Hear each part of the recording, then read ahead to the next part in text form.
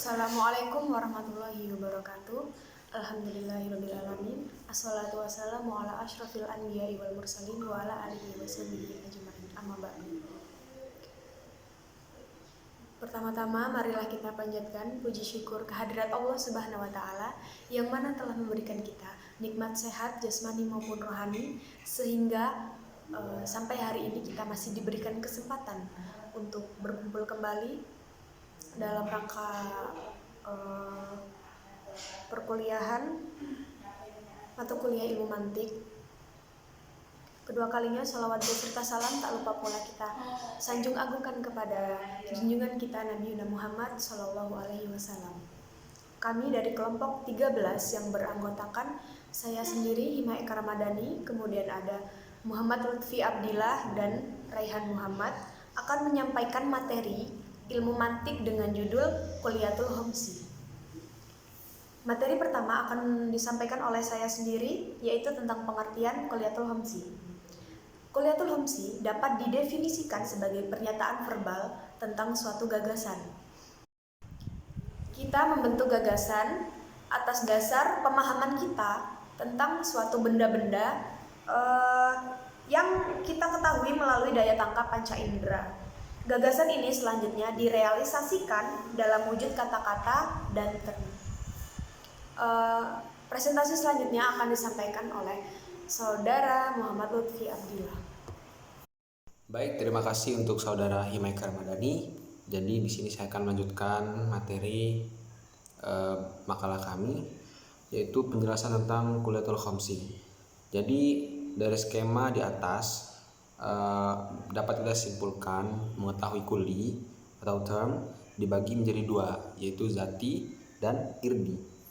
Kemudian zati itu dibagi menjadi dua lagi, menjadi tiga, yaitu jins, fasal, dan nau'. Adapun yang irdi itu dibagi menjadi dua, yaitu ammah dan khossah.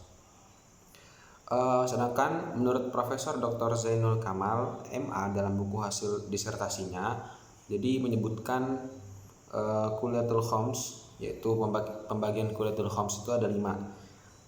Yang pertama itu jins, nau', kemudian fasal, art al-khossah, dan art al-am.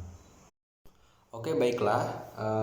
Di sini kami akan menjelaskan tentang zati, yaitu pembagian zati yang 3 tadi. Yang pertama adalah jins atau jinsun. Adalah lafadz kulli yang masodaknya terdiri dari substansi ataupun hakikat yang berbeda, atau lafadz kulli yang di bawahnya itu terdapat lafadz kulli yang mempunyai makna yang lebih khusus. Contohnya lafadz hayawan. Nah, lafadz hayawan itu mengandung makna manusia dan hewan-hewan lainnya seperti kambing, kerbau, dan sebagainya. Kemudian yang kedua adalah fasol. Fasol itu adalah pemisah atau pembeda.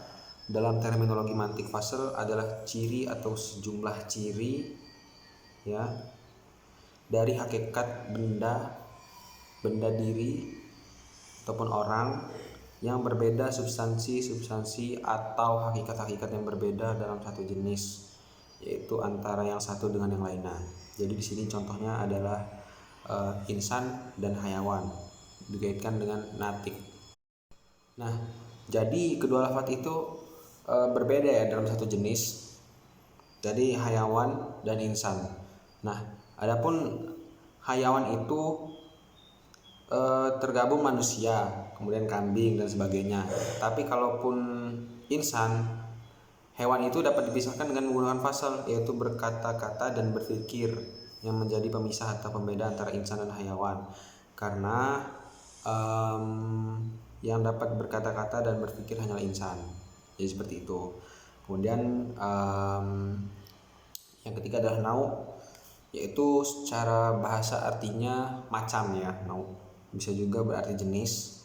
Kemudian secara mantiki, nau' itu adalah lafadz kulli yang masodaknya terdiri dari hakikat yang sama. Jadi seperti lafadz insan dan yang masodaknya Mustafa, Ibrahim, kemudian Yandi, Ali, Usman, dan lain-lain.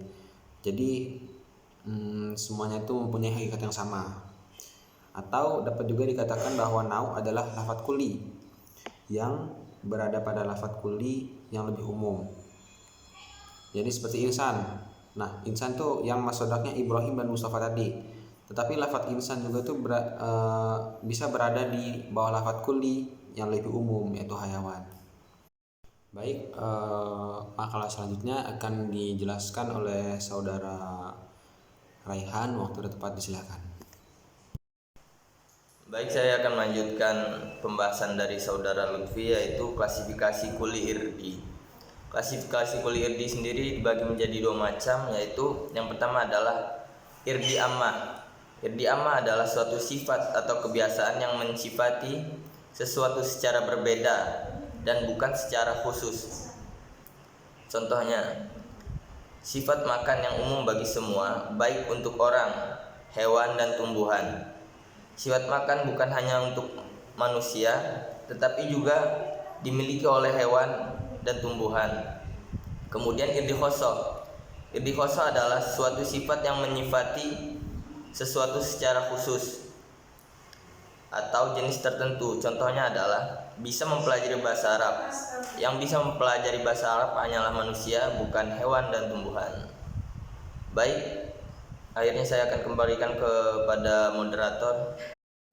Baik, mungkin cukup sekian presentasi yang dapat kami sampaikan.